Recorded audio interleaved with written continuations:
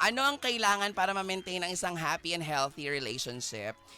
Ang sagot ko po dyan, napaka-importante na bago nyo pinagdesisyonan na kayong dalawa ay maging kayo, importante yung tiwala dapat talaga in-earn mo ng bonggang-bongga. In-earn ng isa't isa. Yung dalawang tao na parte ng relasyon, yung tiwala yung pinaka magiging magandang foundation talaga sa bawat mga relationship.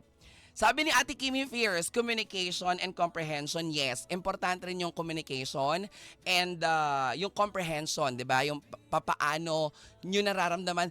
Isa sa natutunan ko mga ate ha, at saka mga ka-vibes, isa sa natutunan ko talaga, may mga bagay na hindi alam yung karelasyon natin na pag bigla tayong nag-inarte nang hindi natin sinasabi sa kanila, pag bigla tayong nagpabebe, bigla tayong nagngipin, o taray, di ba?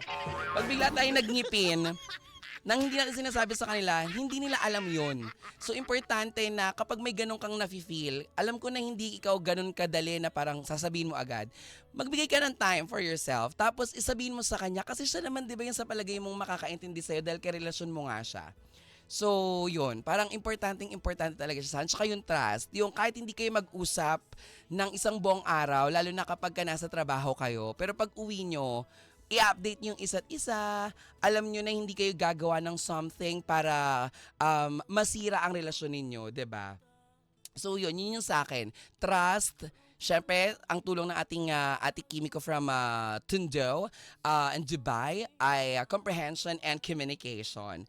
At yun, sa inyo po mga ka-vibes, ano sa palagay ninyo ang kailangan para ma-maintain ang isang healthy, happy relationship?